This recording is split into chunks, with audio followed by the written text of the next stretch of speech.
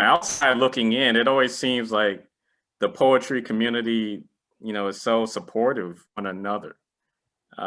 Is that what you've seen, as an insider and one of the foremost authorities on on the craft?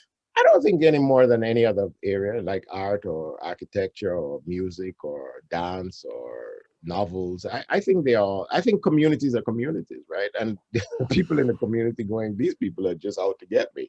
And there are people in the community saying, I'm glad to be a part of the community. I don't think the poetry community is particularly, especially supportive as distinct from what, you know, you know, dance community. I think they're supportive. The Black theater community, I think they're supportive of each other. You can, it's your community of artists.